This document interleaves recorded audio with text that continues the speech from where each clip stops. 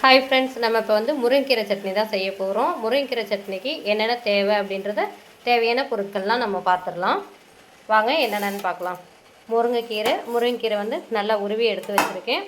அது கூட பார்த்திங்கனாக்க கருவேப்பிலை ஒரு 3 கொத்து கருவேப்பிலை. அடுத்தது பார்த்திங்கன்னா கொத்தமல்லி ஒரு கத்தை, ஒரு 5 காஞ்ச மிளகாய், ஒரே ஒரு வெங்காயம், பெரிய வெங்காயம் வந்து 1, 2 பூண்டு, அடுத்தது பார்த்திங்கன்னா தேங்காய் ஒரு 4 சில்லு, அடுத்தது தக்காளி ஒரு தக்காளி, பெரிய சைஸ் தக்காளி வந்து 1 போட்டிருக்கேன். இதுதான் நமக்கு தேவையான பொருட்கள்.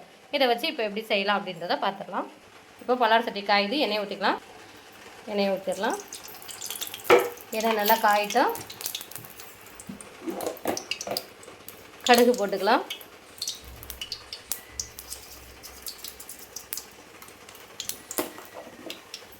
கடுகு நல்லா பொரியட்டும்.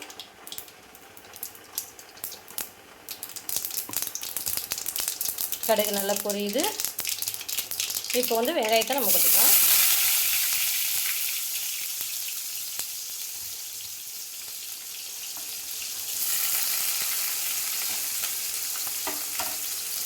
வெங்காயம் போட்டாச்சு.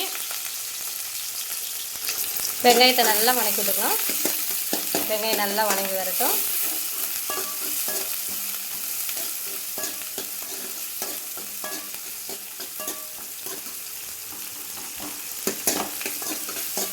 கொஞ்சம் நேரம் விட்டுருவோம், அது பாட்டுக்கு வணங்கி வரட்டும். அடுத்ததாக கட் பண்ணி வச்சுருக்கிற தக்காளி, அந்த தக்காளியும் போட்டுக்கலாம். இதை நல்லா பச்சண்டிக்கலாம்.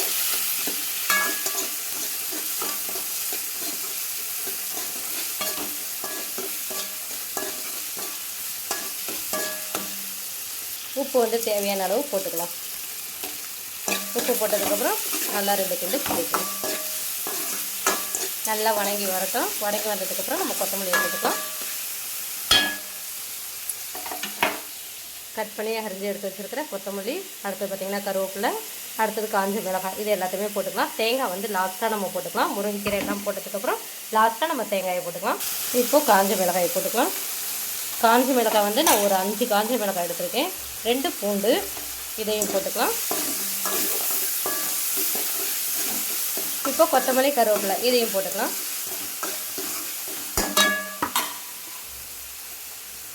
கொத்தமல்லி,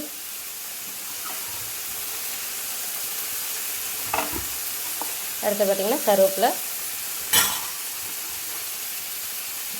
இப்போ நல்லா கிண்டிக்கலாம். இது வந்து ரொம்பவே ஹெல்த்தியான சட்னி. நீங்கள் உங்கள் குழந்தைங்களுக்கு செஞ்சு கொடுங்க.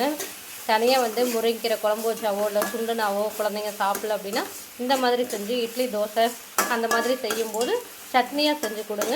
நல்லா விரும்பி சாப்பிடுவாங்க. எங்கள் வீட்டு குழந்தைங்க அந்த மாதிரி செஞ்சு கொடுத்தோம்னா சாப்பிட்ருவாங்க. தனியானா சாப்பிட மாட்டேன்றாங்க. அதனால் இந்த மாதிரி சட்னியாக இல்லைனா துவையெல்லாம் செஞ்சு நான் கொடுப்பேன், சாப்பிட்ருவாங்க. உங்கள் வீட்டு குழந்தைங்க எப்படி செஞ்சால் சாப்பிடுவாங்க அப்படின்றத கமெண்ட் பாக்ஸில் கமெண்ட் பண்ணுங்கள். முருங்கைக்கீரையாக இருக்கட்டும், கருவேப்பிலையாக இருக்கட்டும், கொத்தமல்லியாக இருக்கட்டும், இதெல்லாம் வந்து தனியாக நம்ம கொடுத்தோம் அப்படின்னா சாப்பிட மாட்டேன்றாங்க.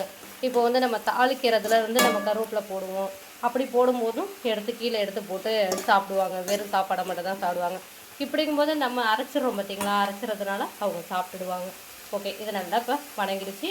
நம்ம வந்து முருங்கைக்கீரையும் போட்டுக்கலாம். எடுத்து வச்சுருக்க முருங்கைக்கீரையை அப்படியே நம்ம போட்டுக்கலாம். பார்க்க தான் நிறையா இருக்கிற மாதிரி இருக்கும், சுண்டிடுச்சுன்னா கொஞ்சமாக தான் இருக்கும். நல்லா வணக்கி விட்டுக்கலாம். இன்னும் இருக்குது.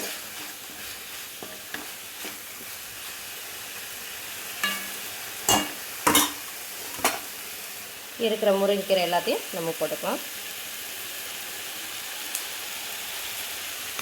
இது நல்லா வதக்கி விட்டுக்கிறேன்.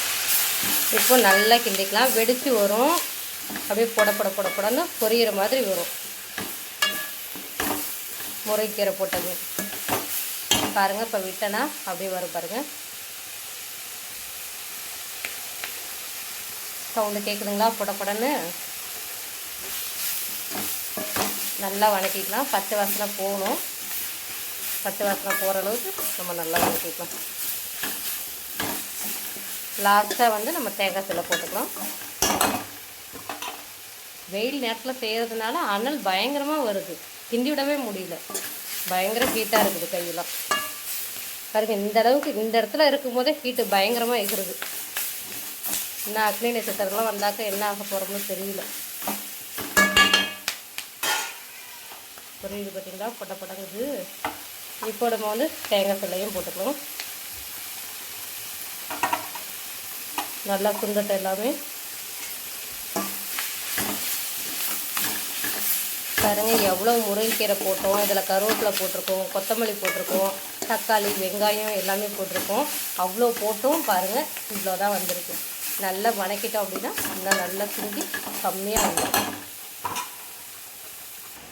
நல்லா சுண்டி வந்துருச்சு. இப்போ நம்ம வந்துட்டு ஆற வச்சிடலாம்.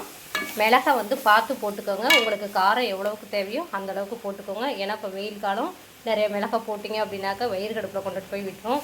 அது காஞ்ச மிளகாய் வந்து பார்த்து அளவோடு போட்டுக்கோங்க. பச்சை மிளகாய் கூட ஒன்றும் செய்யாது. காஞ்ச மிளகாய் வந்து கொஞ்சம் அதிகமாக போட்டிங்க அப்படின்னாக்கா வயிற்றில் போயிடும், வயிறு கடுப்பாயிடும். அதனால் மிளகாய் போடும்போது கொஞ்சம் கவனமாக பார்த்து போட்டுக்கோங்க. மற்ற நாளில் கூட ஓகே பரவாயில்ல போட்டுக்கலாம். இப்போ வெயில் நாளில் அப்படிங்கும்போது கொஞ்சம் பார்த்து கவனமாக போட்டுக்கோங்க. ஓகே ஃப்ரெண்ட்ஸ், இதை வந்து நம்ம ஆற வச்சு நம்ம எடுத்து வச்சுக்கலாம். ஆற வச்சுட்டு அரைச்சி காமிக்கிறேன் நான். நல்லா சுண்டி வந்துச்சு. ஆறட்டும் கொஞ்சம் நேரம். கொஞ்சம் நேரம் ஆறுனதையும் மிக்சியில் போட்டு நம்ம அரைச்சி எடுத்துக்கலாம். ஆறிடுச்சு. நம்ம மிக்சி சாரில் கொட்டியாச்சு. நம்ம அரைச்சி எடுத்துகிட்டு வந்துடலாம். தாளிக்கிறதுக்கு கரண்டி அடுப்பில் வச்சாச்சு. நல்லா அரைச்சி எடுத்துகிட்டு வந்தாச்சு பாருங்கள். தாளிச்சிக்கலாம். கடுகு போட்டுக்கலாம்.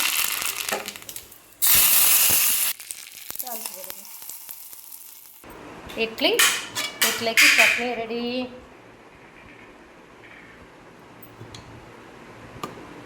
நம்ம அரைச்சி வச்ச முருங்கைக்கீரை சட்னி பாருங்கள், இப்படி தான் இருக்கும்.